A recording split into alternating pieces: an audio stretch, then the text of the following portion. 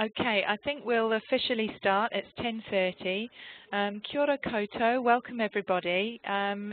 Most of you will be on mute, so you can hear me. My name's Helen Bartle, and I'm the Senior Advisor for Audience Development at Creative New Zealand. This is a very exciting moment for us, as it's the first of a series of webinars as part of the Optimise programme. These are running the last Wednesday of every month, apart from next month where it clashes with Anzac Day. So thank you all very much for attending and for grappling with the technology in order to be here today. We're really excited to present to you today the first one, which is tracking your audience journey online. If we do have any technical issues as we go along, please bear with us. We're going to improve as we get more practiced. This webinar is actually being recorded, so you'll be able to watch the video, watch the actual presentation and hear the audio on our website. It will be available for you to see afterwards, or for you to forward on to any colleagues that might be interested. The reason you're muted is partly to avoid any background noise that might be happening in your office at the moment.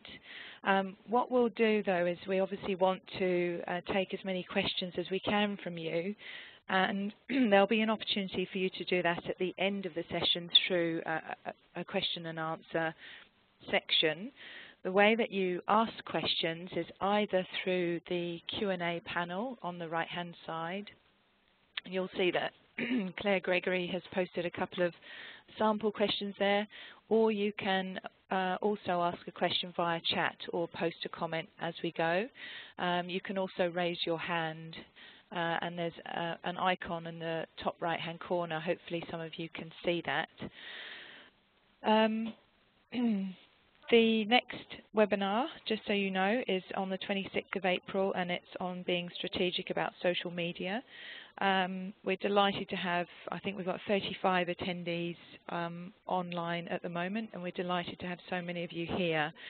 So without further ado, because we only have an hour, I'm going to hand over to Vicki Allpress Hill from the Audience Connection, who will take you through the first topic, tracking your audience journey online. Over to you, Vicki. Thank you, Helen, and welcome everyone. It's very exciting to have you all here today, dialed in from all over New Zealand and potentially a couple of you internationally. We really are building a community around online marketing best practice, which is very exciting. So I'm just going to take you through the slides. So what I'm going to talk to you about today is an audience journey model that's been created, what that means and what we are aiming to achieve at each stage, and how we can see how we're doing around that online, and how we can measure it through our online analytics, how we track the transitions between each stage on the audience journey, and what some of the practical steps are that you can take to start doing this.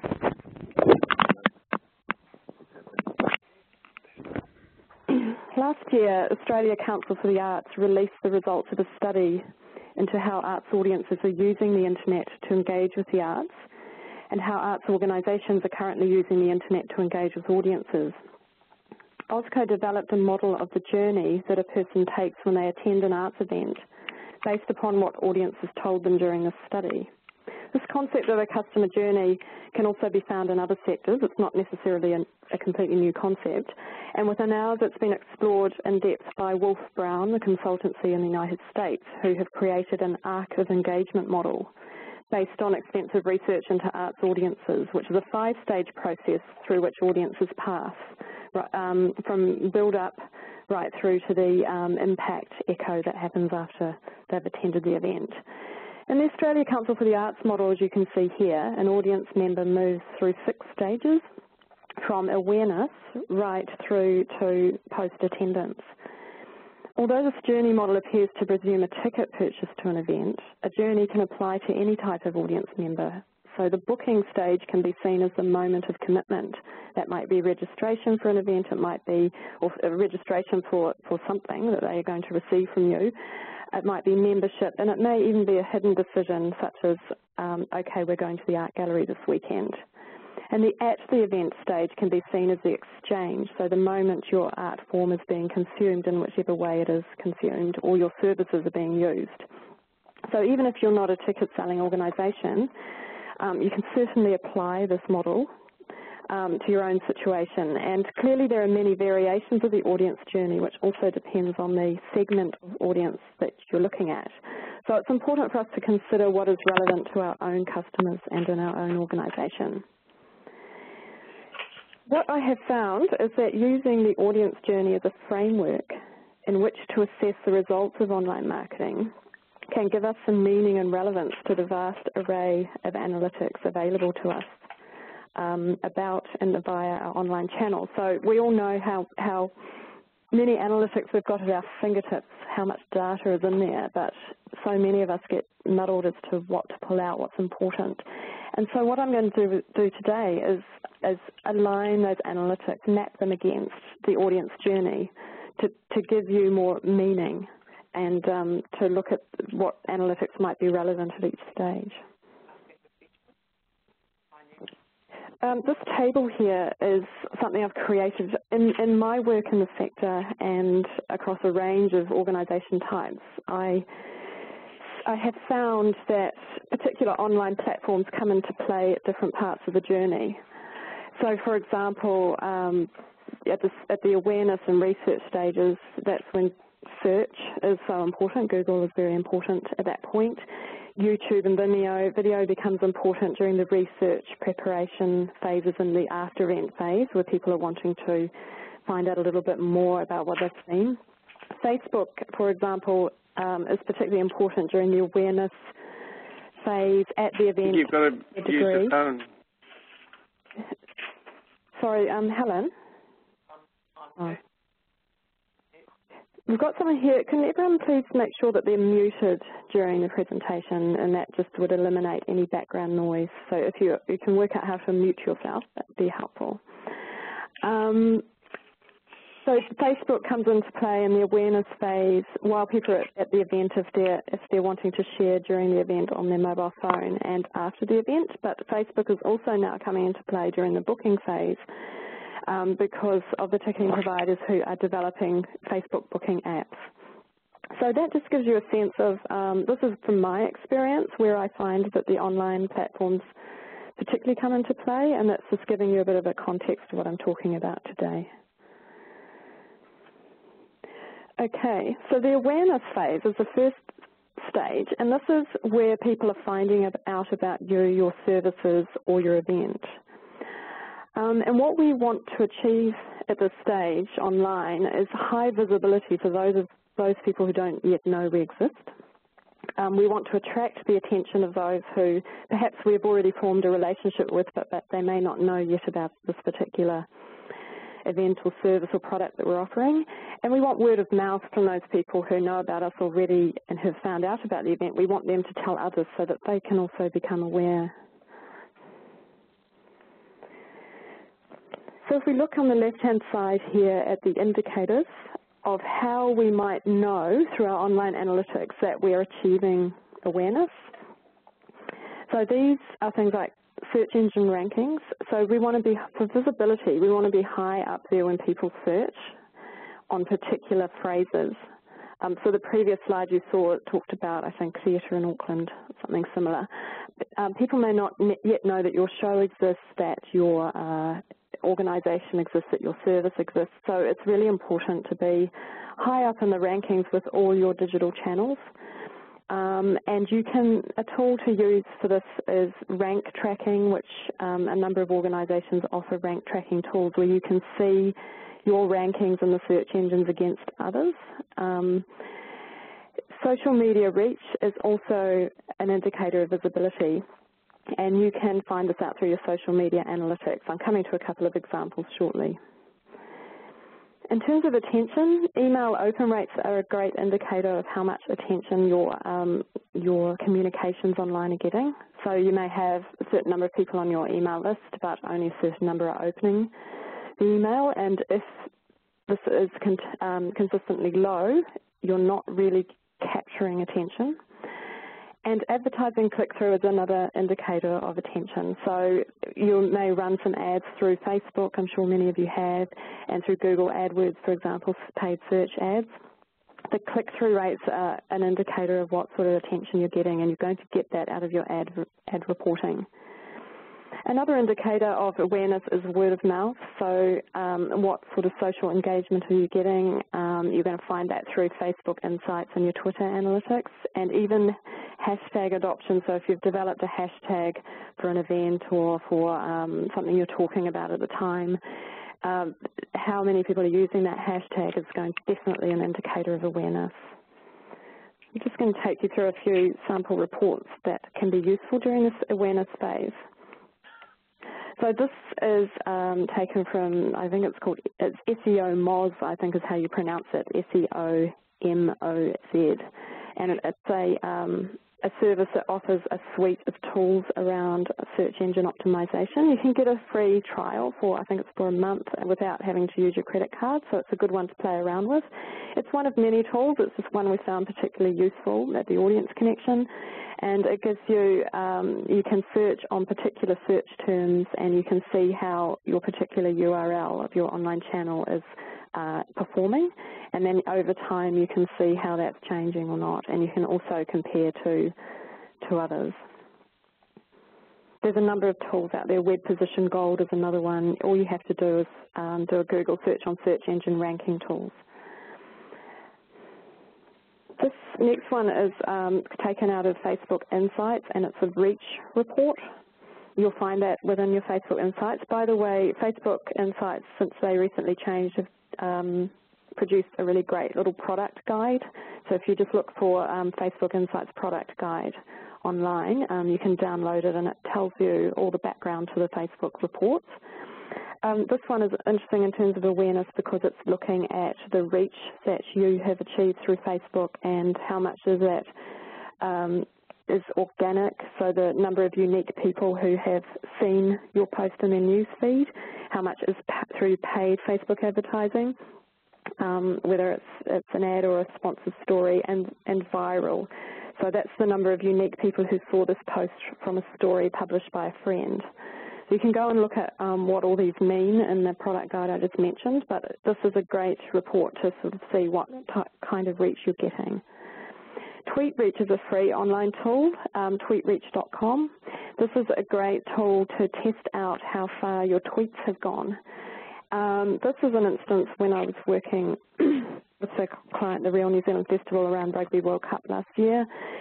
The client did a late night tweet in an exhausted state, thought she better do a tweet, and then we found out that it reached 29,000 people via 6 tweets, and it's working that out because it's working out the followings of each of the Twitter feeds who retweeted it. So that's a great little tool if you're trying to really see how extensive your Twitter activity is going. And the other indicator I mentioned of awareness is your click-through rate. So this is taken out of a Facebook advertising report, and you'll see along the bottom the summary kind of stats, and the CTR is your click-through rate. And click-through rate is clicks divided by impressions, which is the number of views. So interestingly, an average click-through rate is 0.04 to 0.05% on Facebook. You can see that this one is slightly below average. So you can look at your click-through rate and think, we're not getting enough attention from this during this awareness phase, and try and adapt the ad accordingly. The next stage in the Australia Council for the Arts audience journey model is research, and this is the stage that immediately precedes making a decision. This is a critical stage for us as arts marketers. There are so many barriers that can come into play and cause people to drop out during this phase. What's important to us? What do we want to achieve during this research phase? We want social buzz. We want people talking about the event or what we're offering to others on social media, sharing the word, asking people if they want to go with them, that type of thing.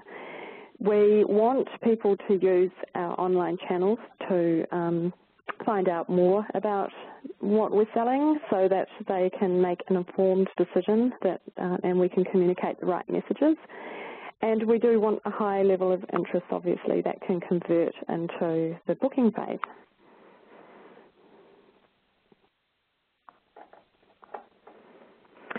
So some of the indicators as to whether we're achieving what we want during the research phase, the degree of social buzz can be measured by virality and conversation, so how many people are talking about you and how many people are sharing information around about you, and that's what you're going to find in your social media analytics.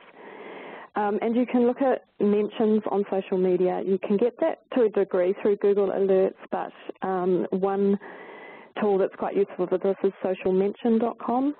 So you're looking at how many people out there are talking about you on social media, and that's going to be an indicator of the level of buzz and interest around the event. You want people to be using your online channels, in particular at this stage your website, where you can have information both about the practical issues around planning for the event and also information that is going to give them deeper engagement or break down the barriers, I guess. So your website can really serve that purpose for showing people what it is they're going to see and breaking down those kind of barriers of discomfort. And in terms of high interest, you're going to get an indicator of these through your email click-through rates. So when you're sending out emails about the event, the amount of click-through to find out more, and the degree of website engagement around the content about the event. I'm just taking you again through some example reports. This is the virality. This is the report in Facebook that shows you the virality and the reach of individual posts. This is a fantastic report for managing your Facebook activity over time and knowing what works and what doesn't. But in this instance, in terms of the audience journey and people making a decision, you can have a look at individual posts about the event and not only how far they're reaching, but how many people are talking about this. So virality is the talking about this divided by reach. It's how they come to that. But I think the more important thing is just looking at the scores and where the scores are highest. The median virality rate for Facebook pages has been said to be 1.92%, and a strong virality rate seems to be 2.5%. So as you can see here, on this particular Facebook feed, a couple of the posts have done extremely well. Out of interest, they were images that people could quickly like or share, because it's all about the likes and the comments and the sharings. So that's definitely an indicator of the level of social buzz. Socialmention.com can be great. You type in the name of the event or your company name and see what's being said about you on social media. It does have some quirks, however. I typed in myself, got some great listings about things that were being talked about me online, and I found a couple of things that I didn't know had been published. But down the bottom, as you can see, you know, the Real Housewives of Orange County, some bizarre stuff pops up. So you've just got to kind of, I'm not sure how that all happens with the algorithms. You've got to pick your way through that. But it is a useful tool. And also, if you have Google Alerts set up on the particular keyword phrases around your event, they will be delivered to your inbox regularly, so you can kind of see what's happening online. This is, in terms of looking at your website and how people are using the content around planning and making a decision, you can go into the content reports in Google Analytics, and this is a navigation summary report. And what it will show you is how people are kind of traveling through the content that you're interested in, and you can kind of filter this by the particular pages that are around your event. So in this particular instance of finding out how people are researching, you can get quite a lot of information out of these Google Analytics content reports. The next phase is that you hope that people will get to, and that's the booking phase. And as I said earlier, this is not necessarily booking a ticket, it's just the stage at which they make a commitment. So if you don't sell tickets, don't worry, this is still relevant to you. and it may not be a ticket, it may be something else that they're purchasing, and it may be a membership, that type of thing. So it's really, as I said here, it's the person's biting the bullet and committing. And at this point, we want high conversion, we want low abandonment rates. We don't want people to get partway through the process of making a commitment and then dropping out. And as much as possible, we want migration to our online channels for so many reasons that we already know about, in terms of it's less strain on our customer service staff, it's less expensive for us, and it's all that customer self-service stuff. So we want to move people to the online channels as much as possible. So indicators as to whether you're achieving these things: high conversion. A lot of this stuff is in the Google Analytics e-commerce reporting, which at this point is only going to be relevant to you if you are enabling people to complete transactions through your website. Helen and I are talking to the various ticketing providers at this time around bridging the gap between their Google Analytics and ours, so watch the space for some interesting stuff coming up there. But what you're looking at here is really the conversion to purchase in the e-commerce reports and your campaign return on investment, which you can get through Google Analytics tracking and your email management system if it's connected to Google Analytics. The abandonment rates, you can look at the conversion rates, but you can also look at Google Analytics funnels and see where people are dropping out of the process. And clearly the migration to online, all of us can track through our ticketing reporting and other reporting depending on what you're selling. So the e-commerce reports are fantastic in Google Analytics. You have to get them set up by your web developer, and you have to be transacting on your website from start to finish at this point in order to fully track this.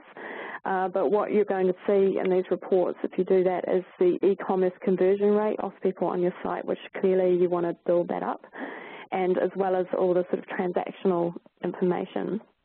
The way Google Analytics works, I wouldn't trust this transactional information in terms of complete accounting accuracy, but it certainly gives you some indicators, and I think it's that percentage e-commerce conversion rate that's most important here. The funnels on Google Analytics are great. These are goal funnels. You set up goals in Google Analytics to measure people's path, users' path through to completed events on your site. And you can do this definitely for purchase transactions, and you can do it for part of the purchase transaction if you lose the trail partway through when they go to a third-party site.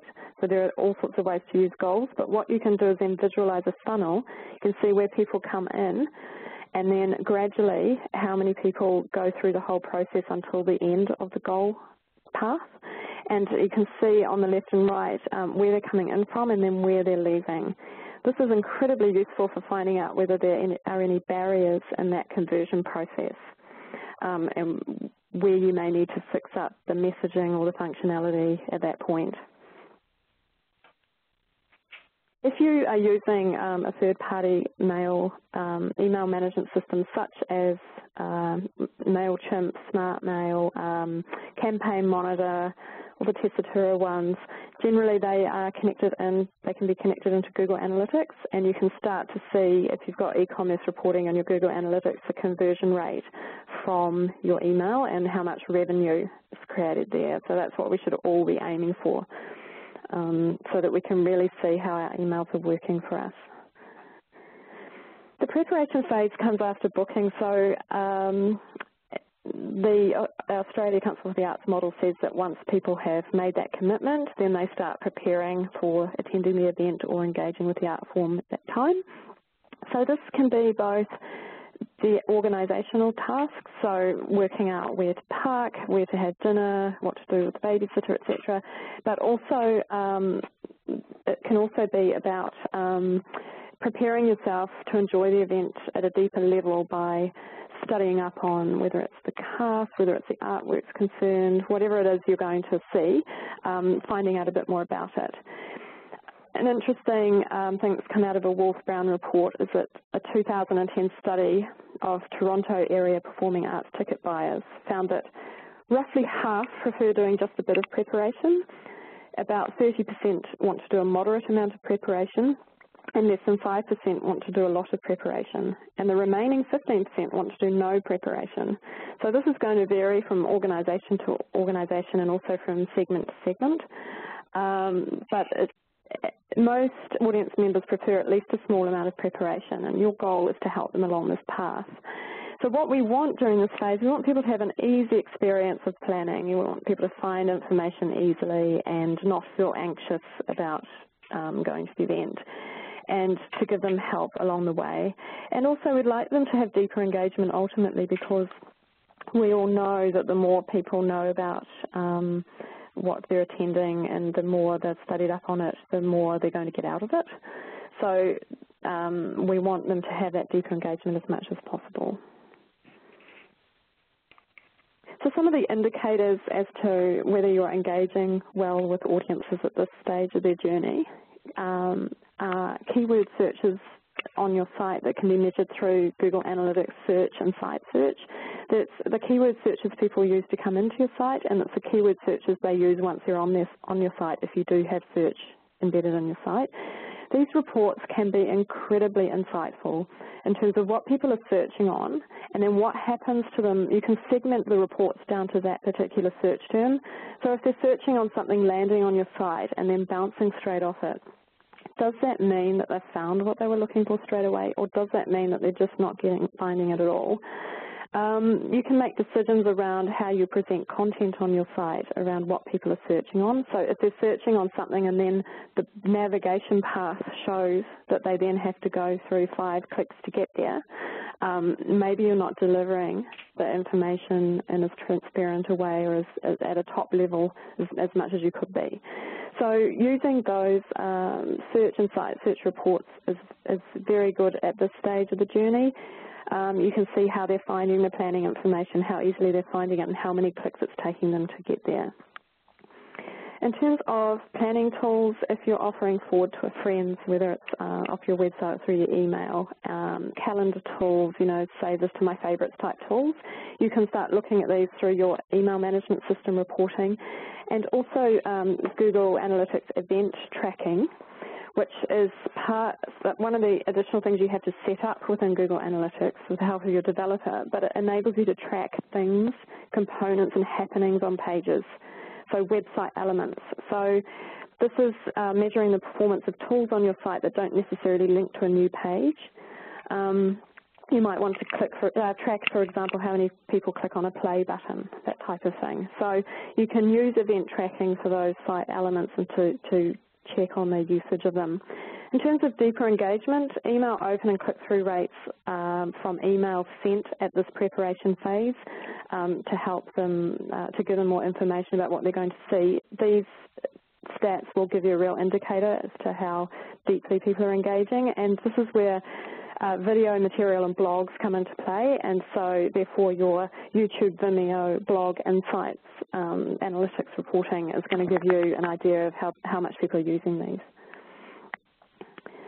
So this is one of the search reports in Google Analytics that I just was talking about.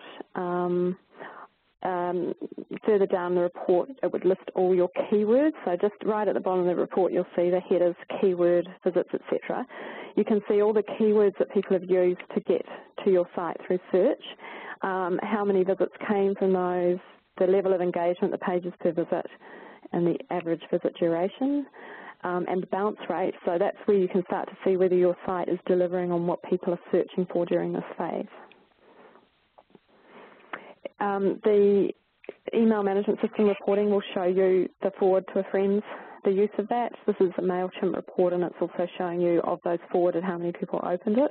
So that gives you a sense of as to how the degree to which people are wanting to pass your information around. And this is from YouTube Insights. So this is looking at an individual video, which you can see has had a certain number of views but quite low engagement, so people aren't really sharing it around. But in terms of people preparing, if you've created video that is aimed at helping people to understand a bit more about the performance, you really want to go in and see how people are using this. And the new audience retention reports in YouTube Insights are fantastic for this, because you can see where people are are, on average, dropping out of viewing the video, so you can get a sense of how useful that material is to them and whether you need to be restructuring it to be shorter, longer, etc. So then we come to the point where they're at the event, or if you're not actually selling events or producing events, it might be that they're at that point of engagement of consuming your services or art form.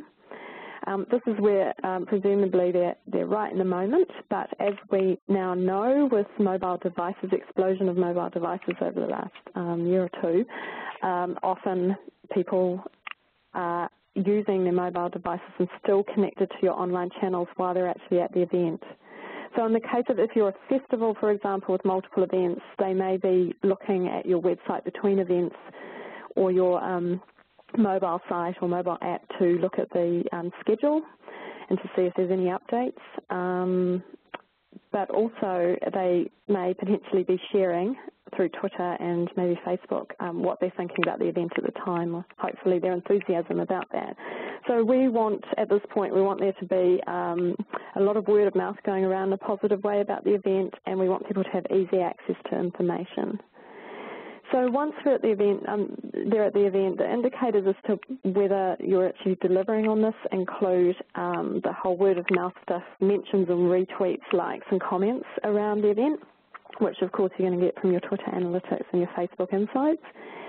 In terms of whether people are getting easy access to info during the event, you can use your Google Analytics content reports to see what's being accessed, and also how many people are accessing your site on that day from a mobile device. What's frustrating, I've been trying to find out a way to break that down by hour in Google Analytics.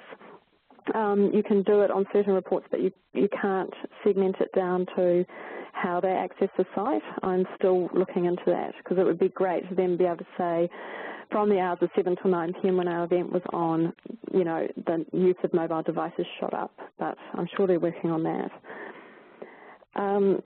So going back to that report I showed you earlier that showed the individual posts and how they performed in Facebook Insights, the talking about this column is really useful here. So if people are talking about, if you did a post saying, hey, we're about, you know, the exhibition's just opened type of thing, and then you've got a heap of people talking about this, you know that, you know, they're likely to have been people who were there. And the talking about this is kind of aggregates people, likes, comments, shares, responses to questions, and also when people RSVP to an event that you've created on Facebook. So it kind of aggregates all those together, gives you a sense of what's being talked about and what's not. This is just going into your reports in Google Analytics. They will break it down by type of mobile device. This is useful across the board, and it's useful in terms of your development of your mobile site, but in this instance it's really interesting to see on that particular day when your event took place whether the mobile traffic had peaked or got more than had risen.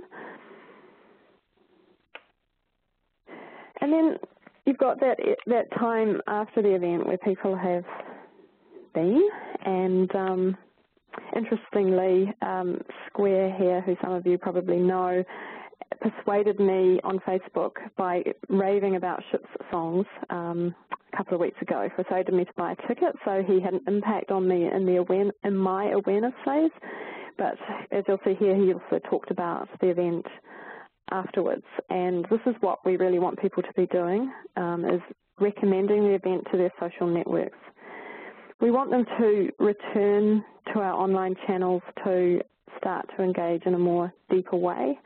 So if someone's been to an event and they've absolutely loved it and they thought, gosh, I wish I read more about it, we want them to come back to the channels and engage a bit further, and this is where you do see a lot of the video views, things where people will come back after the event and look at video.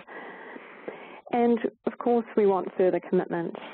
We want them to, commitment can mean all sorts of things. So they might have been to a performance, they come home, they're really excited about it, they've talked about it on social media, and perhaps before that they had not signed up to our social channels, but they're inspired by the event to come home and do that. or do it on the way home as a passenger in the car on their mobile device. They also may be at that point inspired to sign up for email. They might respond to an offer that if you send something out, one of those morning after emails which says, we're really glad you attended and here's an offer for the next event. So they may respond to that through your email, and they may buy another ticket right there and then. Some of the indicators during this phase,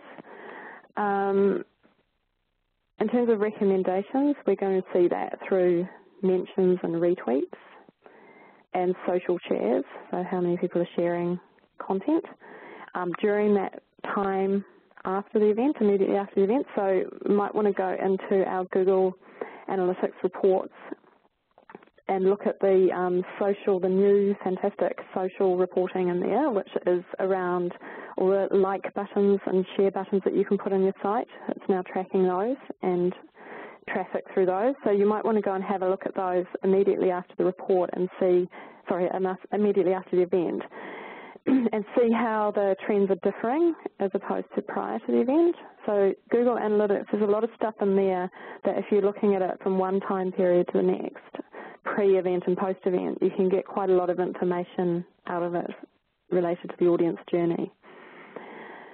In terms of return online visits, it'd be interesting to track repeat visits through Google Analytics audience reporting after your event as opposed to pre the event, and see where the differences lie there. And of course, your email responses through your EMS reporting. And in terms of further commitment, you're going to want to look at email and social sign-up. You're going to see that through your email management system, your Google Analytics goals, and your social analytics. And the repeat bookings and offers are going to be clearly through your ticketing reports, through your email management system, and again through your Google Analytics. So this is an example of one of the new reports that's come out in the latest suite of Google Analytics reporting, which is around social engagement. So this is a way for you to look at your social source, like where people came from, whether they came from a Facebook like button, a tweet, Google +1s, etc., and then what was their behaviour once they landed on your site. So the great thing about Google Analytics reporting, where it can be so powerful, is you've got all your standard reports, which this is one of them, and you can see all the basics, like, you know, number of visits, bounce rate, etc., which, by the way, is the number of people who land on your site, stay on one page and then leave. So it's an indicator of low engagement potentially, or it can be an indicator of high delivery, depending on what's on that page. But the great thing is that you don't have to just look at them as an overview. You can segment in a whole lot of different ways. So you can segment by traffic source. You can segment by campaign. So if you're running different ad campaigns, you can see which ones ultimately produce the greatest engagement. You can see which sites are kind of sending you the most engaged traffic. And you can segment by type of device, so you can look at the different behaviours between mobile and people who are coming through a standard PC. All those sorts of things. And you can segment by content, so you can see how people are behaving differently with different content. There's a whole lot of stuff you can do in terms of creating advanced segments yourself and also custom reporting. So for any of you who are a bit geeky like me and want to sort of delve in and play around with the reports a bit, you can really delve in and segment and get granular, really, and answer a lot of questions. And as I always say, always ask the questions before you go in there. Anyway, just carrying on in this post-attendance phase.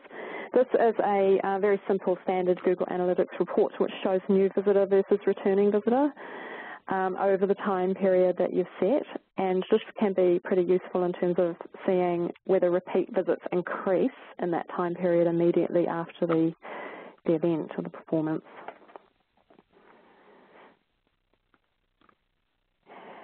Google Analytics tracking links are incredibly powerful as well. So any online activity you do outside of your website that drives people to your website should have a tracking link in it. If you search on, as you'll see here, Google Analytics URL Builder online, it will bring it up, and it enables you to use these different fields to set a tracking link that is then distinguishable in your Google Analytics campaigns reporting. Where this is important is you can start to see a bit more of the return on investment on, for example, your email activity. Putting a tracking link in there enables you to not just see how many people clicked on the link, but to then go into your Google Analytics and see what did they do once they clicked on that link on your site, how long did they stay as a group, as a segment, how long did they stay. You can track it against your goals, how many of them converted to your goals, that type of thing. I'll just talk to you a little bit about goals briefly. Google Analytics goals you set up in Google Analytics, and they are based on any kind of KPI, key performance indicator you have for your website. So a typical KPI might be that you want as many people as possible to sign up to your email list, and you have an email sign-up process on your website, or you should do, and you can track that through goals. You can have a look at how many people, what percentage of visitors who land on your site converted to that goal. And it's not that difficult to set up. You just basically work out what is the kind of entry point of this process, and then what is the destination URL, the web address that proves that they reached that point. So that's typically a confirmation screen that says, hi, thanks for signing up for email. Once you've set up your goals, and you can have up to 20 goals, and there's heaps of types of goals that you can do, and there's plenty of information in Google Analytics to tell you about that. Once you've set up your goals, you can then see what percentage of your site converts to that goal, and then you can break it down by segment as well, so by which source, by which device, etc., as I mentioned. I guess it's very important for us also to think about people transitioning from phase to phase, from stage to stage in the journey. And so if we think about, this is all about a long-term relationship with a customer. We want them to go round and round this process. We want them to keep being aware of things and keep booking for them, keep attending. But we all know about the different models like the loyalty ladder. We want people to gradually go up a scale of loyalty and involvement and engagement with our organisation. So it's important also to think about how you could use all these tools at your disposal to track how people are moving from one phase to the next. So, for example, if people, to start to look at how people might be transitioning from the research to booking phase, we might look at how, after viewing particular content about an event, a user takes an action related to booking. And we can do that with the e-commerce reports, with the tracking, with the goals in Google Analytics. After receiving a promotional email, does the customer visit our site and then take a booking action? And do the traffic sources of our converted sales include our research channels, such as Facebook, website, and email? So even if we don't have a transaction path on our website, we can still look at how many people got to the content page about the event, for example, and where they came from. So there's various things that you can look at. So I do recommend thinking about all these tools you've seen today and thinking about your own audience journey and how you might track how people transition from one to the next. If you do find this framework useful, this is a suggestion as to how to approach this. And as I mentioned before, the goal of this is to really make a bit more sense out of all the analytics available to us. So we're not just reporting to our board on number of visits to our website, which becomes a bit meaningless really, because it's not enabling you to inform improvements to the audience process or to your marketing. So here's some next steps that you could take. The first is to map out your own audience's most common journeys. This is a useful exercise across the board, I find. And perhaps survey your audience relative to each stage and their use of online platforms little bit like a mini version of what Australia Council for the Arts has done, but with your own organisation. So you start to understand how people are using your online platforms and at which stage in the journey.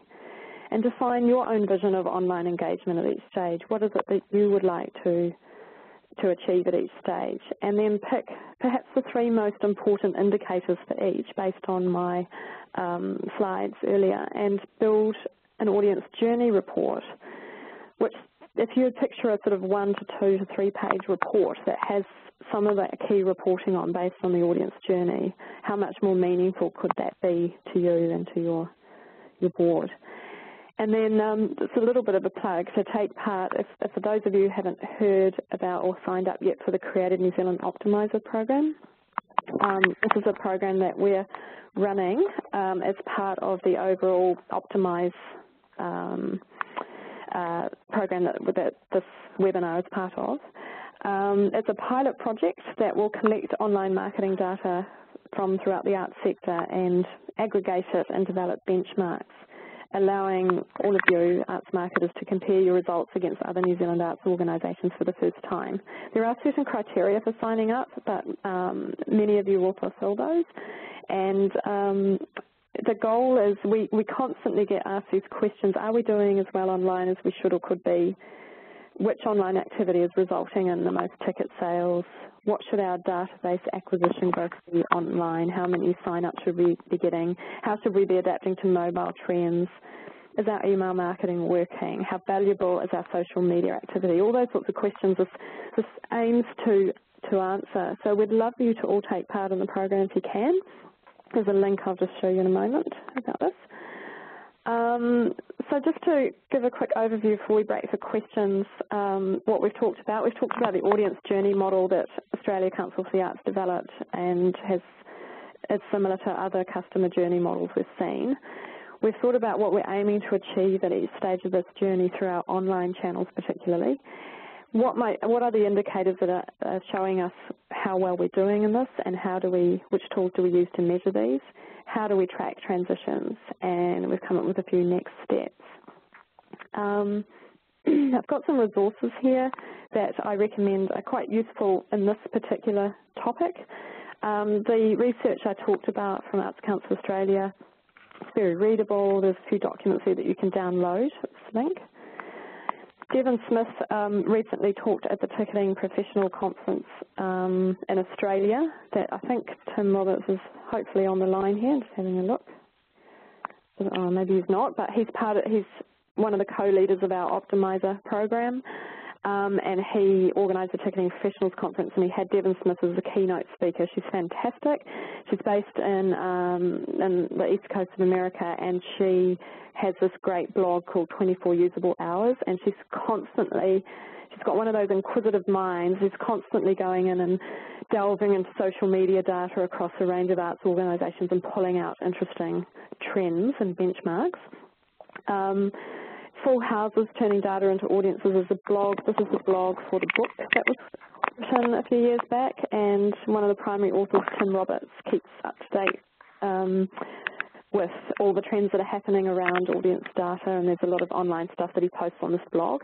Seb Chan is a Google Analytics guru in the museum sector. His blog is fantastic. He's very interested in how you use custom reporting and the advanced segmentation in Google Analytics to get meaning out of the data. And this is I've created a bit.ly link because it's quite a long URL, but the CNZ Optimiser program if you want to go and find out a little bit more about that. So that's the end of my presentation. At this point, if anyone wants to ask questions, to keep it under control with almost 50 attendees, we're doing this through the Q&A box, as Helen mentioned. So I don't see any questions there at the moment, apart from Claire's test ones. But if anyone has any questions, now is the time to sort of throw them into the Q&A box if you can. Helen, I don't know if you can speak at this point or not. Yes, I can. I meant to speak. That was fantastic. I mean, I don't know if people, the only question that I have seen is about the Optimiser program. if anyone's interested in joining and hasn't received the information about Optimizer, then please feel free to get in touch with Sabrina Larouste at Creative New Zealand, and we can send you more information on that.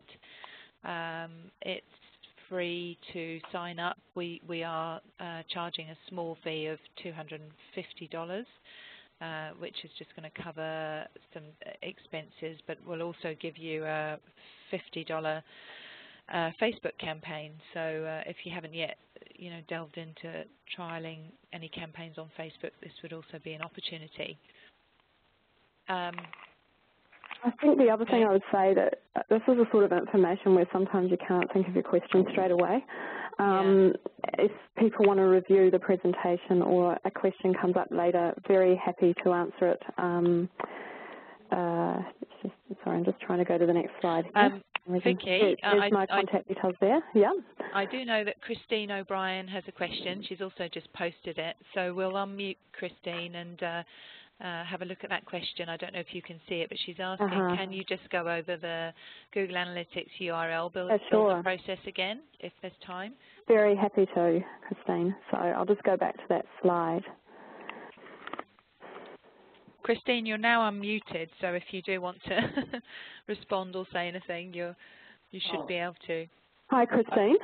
Hi. Thanks very much. Fascinating presentation. I just wondered if you could just run through this again, because it sounds very useful, but I got a little bit lost, I think. Sure thing. And the very end destination as the website URL. Is that what you said? Is this the tracking URL or the goal that you're wanting to? I'll take you through both, actually. Thanks. So the URL builder, I've gone back to this slide, which I think you can see. This is a tool. Let me give you a scenario which might sort of make sense. You're sending out an email, and hopefully you're sending it out through an email management system which gives you reporting.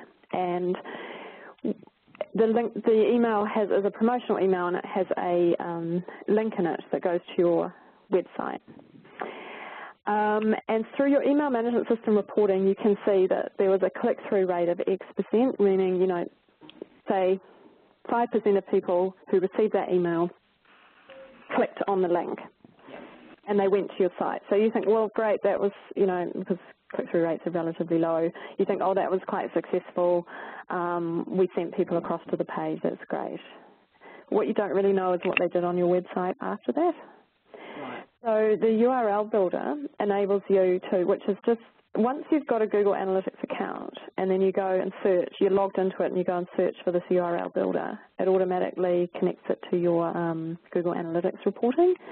And what it's saying is if you enter the fields here, so where it says campaign source, campaign medium, and then further down campaign name, which are the mandatory fields. The source in this instance might be email, because it's one of your emails. You might say that the medium is promo, because it's a promo email, it's not a newsletter. Right. It's a type of email. And then the campaign name could be anything. What would be a current event or campaign that you might be promoting, for example? Well, sign up to the newsletter. So the campaign name might be newsletter, because the whole email is all about signing up to the newsletter, say. So you pop these in, and you also put the website URL up above where you want people to land on your site. Right. And when you click Generate URL, you'll see down the bottom you get this very long URL. Yep. You then put that URL, you embed that in the link from your email. If you're using an email management system, that will be probably a click here icon or read more icon. What that then means is once the email gets sent out and people start clicking on that link, in your Google Analytics reports that sort of Google Analytics is embedded in your website, you go in there and you can actually see under there a campaign called newsletter, and it's an email campaign, and it's your campaign that you've used this link in. And from there you can see, you can run your Google Analytics reports using that as a segment. So you can see once they landed on your site, where did they go, how many pages did they look at, did they just bounce straight off or not? Did they convert to your goal, which might be to sign up for email? Mm-hmm. It's a little bit confusing because they've got an email, but we won't worry about that. It's just an example. So you can actually start to see the behaviour on your website from the people who came from that link in the email. Brilliant. Likewise, you may decide to run 2 online ads. Maybe you've got a good deal on the big idea, and so you're running a banner ad and you're running something else, in a different part of the site. You can put different links into each of those ads and see on your website which one worked better in terms of achieving the goals once they came to your website, because you've created a different tracking link for each of those. So in that case, the campaign source might be big idea, the campaign medium might be banner versus button, whatever type of ad it was, and the campaign name might be what you're promoting. And those will turn up as 2 different campaigns in your Google Analytics for each of those 2 ads, so you can start to compare the value of your different advertising. So that's kind of what I was talking about there. That's fantastic. Thank you so much. Is that helpful? Yes, indeed, indeed.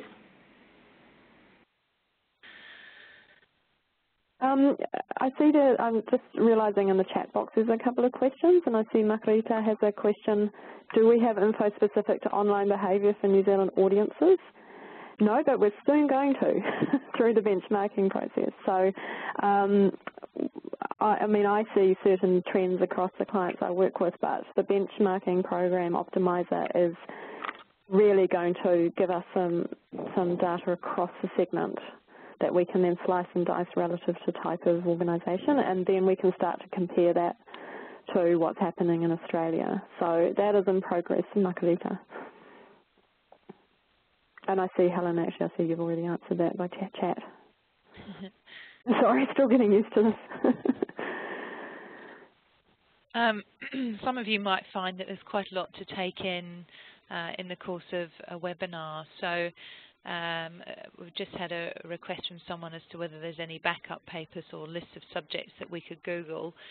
Would you recommend, Vicki, that the sort of additional resources slide is the right place to start, or perhaps even re-looking at this once it's been posted on our website again to kind of get the presentation twice in case it's there's a lot to take in for anyone that's at a more of a beginner stage? Yeah, one thing I would just suggest is that every report I've mentioned in the slides, you can Google it online, right. And there are so many sort of 101 resources about any of these reports, which, and sometimes there's YouTube clips on how to use them.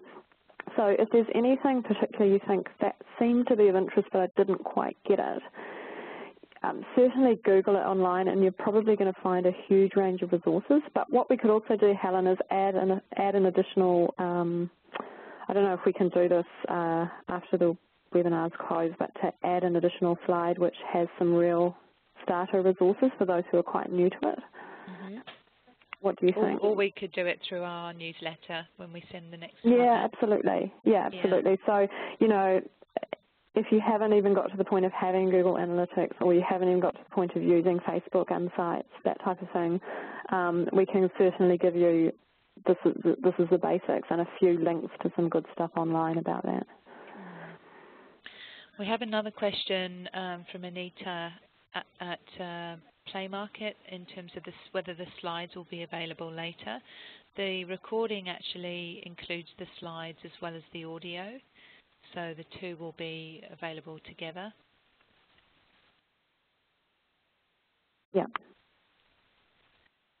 Well, I make it sort of a minute to 11:30. Does anyone else have a last burning question that they would like to ask Vicki before we sign off today?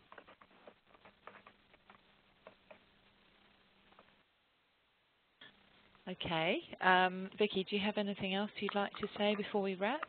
No, just again, I'll just flick back through the slides to remind people that always happy to answer the odd question if they want to email it, if something comes to people later.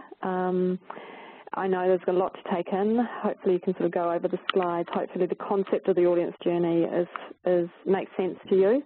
And hopefully there's been one or two reports or indicators from each stage that is relevant to you. But feel free to sort of drop me the odd question if something came to you later, no problem. Thanks very much, Vicki. That's fantastic. I'd like to thank everyone for attending and taking an hour out of their morning to get across this material. I especially would like to thank Vicki and also Sabrina LaRousse, who hasn't been online but has done a lot of work behind the scenes to make this happen. And I would encourage anyone who'd be interested to join us next time to come along. The idea is that we're doing, a further 5 of these, so hopefully you can dip in when you're available. And the next one's on the 26th of April, which is the day after Anzac Day. It's a Thursday, and we'll be talking about being strategic about social media. So thanks everyone for coming, and there's a short survey that will be automatically sent out to you, so we'd love to hear any additional feedback you have. Thank you, Helen. Okay, thanks everyone.